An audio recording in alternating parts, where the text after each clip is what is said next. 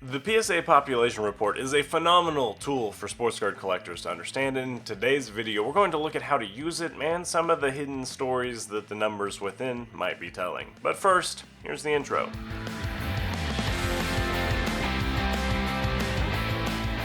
So I'll admit for this video I'm kind of moving a step backwards. I've made videos before that reference numbers that come from the PSA Population Report, but especially after getting a couple emails this week asking how to find the population of cards, I realized I've never made a video that actually explains how to use it. So that's what we're going to do here.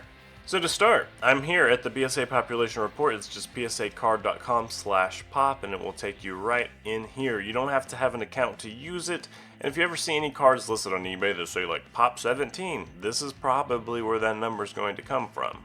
And let me be the very first to tell you, I think their UI is awful. I've never been impressed by the website. It's probably improved a bit over the years, but it does feel like it was made in 2004 and then forgotten. UI is user interface. Sorry, that's a nerdy term. Fortunately, the population report is updated daily, but the website itself is not.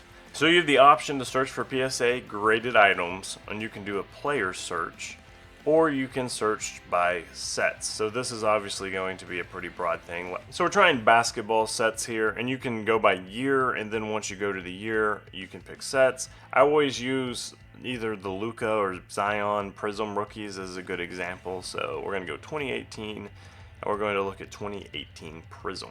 So here it is, Panini Absolute Memorabilia. Prism is going to be pretty deep on this page, as in like page 8 to 10 somewhere, just since it's a P. So you can type in Prism, and then there's Panini Prism. Here's the Prism set. So this card right here is the base, since it doesn't have any kind of variation notes underneath it. And then we have the black gold, blue prism, blue shimmer. You can see that there's several different Prism variations with each card. So I'm looking for Luka, so I'm going to type in Luka.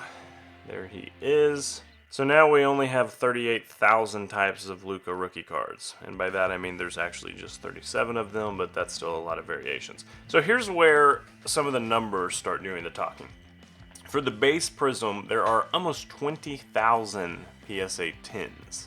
That's a lot of cards. Those cards should not be worth that much. This is kind of one of the things I've talked about in previous videos, basically just looking at population versus like asking price or selling price.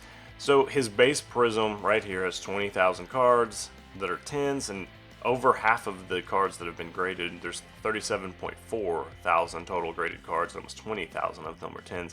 Then we have 15,000 9s, so the 90% majority is just setting in the 9 or 10 gem mint category.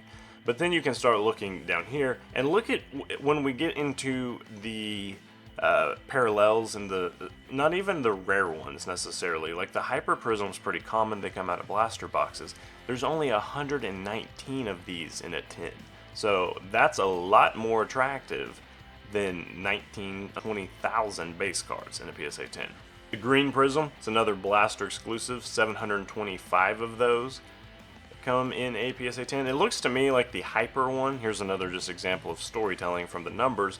The Hyper ones must be miscut, they must be pretty off-centered, because there's been 500 graded, and only about a fifth of them have graded a 10, and the majority of these are 9. With most of these cards, the majority sits in the 10 category, and then a 9 is right behind it. Pink Ice, the Walmart exclusive, 726. I have one of these. I have a Red Ice too, wherever that is. Red Ice. 246 of the Red Ice. So this is a pretty attractive one if you're looking to buy. They came out of Target blaster boxes. That's a good looking card, and there's only 246 in a PSA 10. And then of course the iconic Silver Prism. There's 2,286 of them. These are a little bit closer to the Hyper in that the PSA 9 actually outweighs the PSA 10 population. It's very, very close, but still, the PSA 10s just aren't the most common card here. Anyways, that's how you look up different players and parallels, so you can kind of weight the supply and demand of different sets and just how big of populations some variations have within the set that should, at some point, make them more attractive investments. Like this PSA 10 base card with 20,000 of them out there, I'm not touching it. I love Luka, but I'm not touching it. So that was the population by category. Now we're going to go to the PSA Population Report search. So I'm going to type in Luka Prism 2018. and then it's going to pull up everything in the set. So here's that 2018 basketball card set that we just looked at, 2018 Panini National. Anything that has the word Prism in it, which, as most of you guys know, which, as all of you know, is just what they call the variations of most of their refractors. So anything that has the word Prism is going to get pulled here. So the Prism set was not very hard to find. Sometimes sets are a lot more difficult to find on here. But then we have World Cup signatures. This is from Luka Modric. So that's on me. I should have typed in Luka Doncic. 2018 Absolute Memorabilia Glass. So you have all these different cards that are Luka. Let's say I wanted to search for 2017 Prism Football. So I type that in, and this is where it gets a little bit more frustrating. Clearly I'm looking for football cards. I guess I should say Panini Prism Football. I don't know. I've never had good luck with this. I don't see it. We're looking. This is basketball cards. That's my man. That's my guy right there. 20 football. Am I missing it? Panini Chronicles. Okay, here it is. So, Panini Prism. So that's what I typed in. Let me see what happens if I type in Panini Prism. Let me get rid of my Control F. It still is not pulling it up. So I basically typed in exactly what they're looking for. Panini Prism Football. And the results are like the 10th or 11th on the list. That's where it's kind of frustrating. It's kind of confusing to me. I don't know why it's like that, but it is. But if I did manage to find this set and I wanted to find a Patrick Mahomes rookie card, then I'm going to be able to just type in his name, and here's all of his Prism rookies. The base, which in 2017 football is the silver. There are 5,000 graded total. Less than 1,000 of them are PSA 10s. Yeah, that's a nice good. You get that in PSA 10, you're doing good. Or you can just be like LeBron James and search for that. And then you're just going to get bombarded by everything LeBron's been into. Not even sure. I'm trying to think of a situation where it makes sense that you would be doing this. And honestly, I can't. But if you just wanted to go through the Rolodex of every card LeBron's ever been in, backdating to 2003, then that's a good way to do it.